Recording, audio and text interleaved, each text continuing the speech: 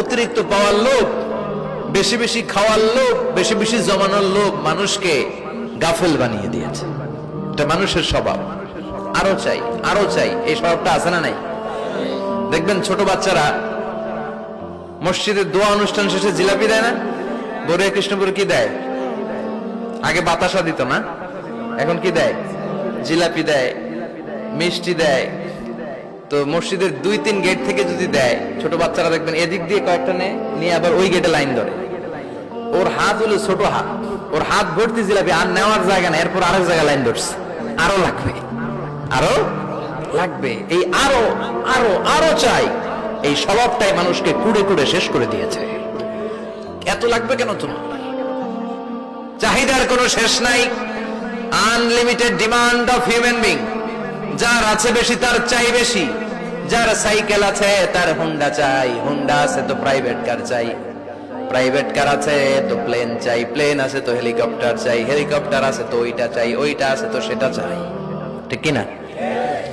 এলাকার মেম্বার যে হয়েছে চেয়ারম্যান হতে চায়, আছে না নাই? চেয়ারম্যান সাহেব এমপি হতে চায়, আছে না নাই? এমপি সাহেব মন্ত্রী হতে চায়, আছে না নাই? মন্ত্রী সাহেব প্রধানমন্ত্রী হতে চায়, আছে না নাই?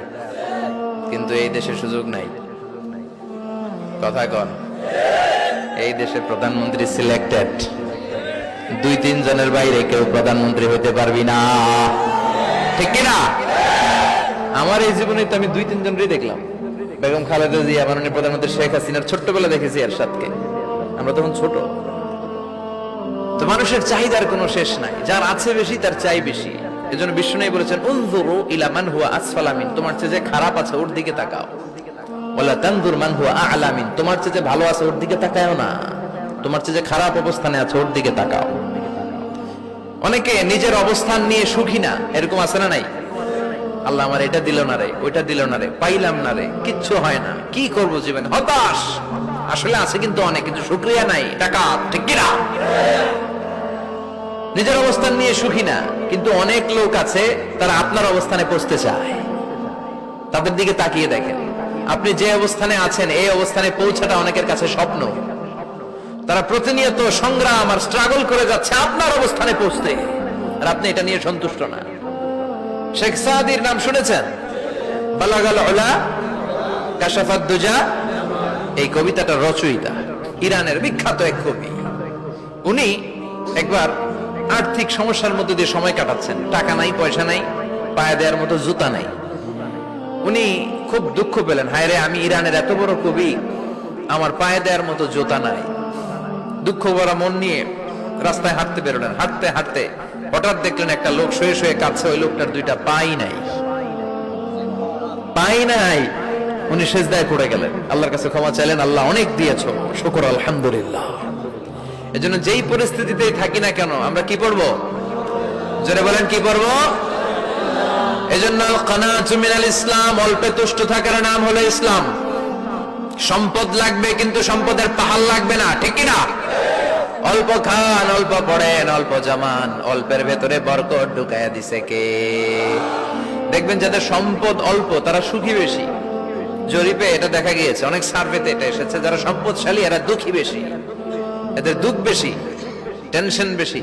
খুব স্বাভাবিক, টাকা যার বেশি রোগ তার বেশি, টাকা যার বেশি টেনশন তার বেশি, টাকা যার বেশি ঘরে শান্তি তার কম। আছে না নাই? ঘরের ভেতরে অশান্তি, ছেলে কথা শোনে না, ছেলে টানে গাঞ্জা, মেয়ে করে পরকিয়া। আছে না নাই? স্ত্রী কথা শোনে না, ভালোবাসা নাই, ঘরটা জাহান্নামের টুকরা। রোগ বালাই, এক একটা হসপিটাল বিল পরিশোধ করতে মাসে 5 লাখ 10 লাখ। আছে না নাই? কিছু খেতে পারে না, ডাক্তার একেবারে ডায়েট মেনু বেঁধে দিয়েছে, ডায়েট, ভেরি ডায়েট মেনু, এটা এটা এটা এটা কিছুই খাবেন না, শুধু গরু খাবেন না, খাসি খাবেন না, চিংড়ি খাবেন না, খালি ঘাস খাবেন, ইচ্ছে মতো ঘাস খাবেন, মানে ঘাস জাতীয় যত আইটেম আছে সব খাবেন, শাক খাবেন, সবজি খাবেন, সালাদ খাবেন, গরু, চিংড়ি, মুরগি, গোশত, ইলিশ কিছু খেতে পারে না। তাহলে রোগ বেশি, খাওয়ার মজা নাই, ঘরে সাংসারিক শান্তি নাই, খালি ব্যারাম আর ব্যারাম। ঠিক কিনা? কিন্তু সম্পদের পাহাড় গড়েছে। আর অল্প যারা খায়, অল্প পড়ে, রিক্সাওয়ালা, কুলিওয়ালা, অল্প বেতনের চাকরি, কিন্তু হক হালালি মেনে চলে, দেখবেন শান্তি আছে অনেক। হ্যাঁ, বাসা ভাড়া দেয়, ফ্যামিলি চালায়, বাচ্চাদের স্কুল বিল, এরপরও মাস শেষে 1-2 হাজার টাকা হাতে থেকে যায়, আর ওর প্রতি মাসে 10 কোটি টাকা ইনকাম, তারপরও ব্যাংকের ঋণ আছে না নাই? সুখ কারে বলে? কিভাবে আপনি সুখকে ডিফাইন করবেন? সুখ তো টাকায় কিনা যায় না, শান্তি টাকা দিয়ে হয় না, শান্তি দেওয়ার মালিককে।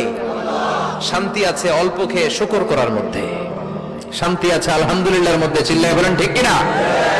এজন্য অল্প খাবো, অল্প পড়বো, অল্প জামাবো, অল্পের ভেতরে বরকত দিয়েছে কে? দেখেন ধনী ভাইরা খেতে পারে না, কিন্তু রিকশালার কি সমস্যা হয়? রিকশালারা সব খেতে পারে, কুলিওয়ালা, দিন মজুর, এরা একেবারে স্লিম সুঠাম দেহি, মেদহীন পেট, পেটে কোনো মেদ নাই, ভুড়ি নাই, আর কোটিপতিদের মেদ আসানা নাই, এত বড় বড় পেট। ঠিক কিনা? আমাদেরও পেট আছে, তবে হালাল পেট, এটা হারাম টাকা দিয়ে এই ভুড়ি বানাই নাই আমরা। ছেলে বলেন ঠিক কিনা?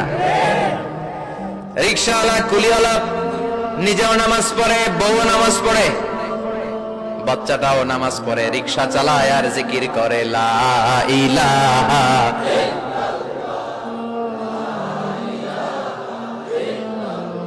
লা ইলাহা ইল্লাল্লাহু মুহাম্মাদুর রাসূলুল্লাহ সাল্লাল্লাহু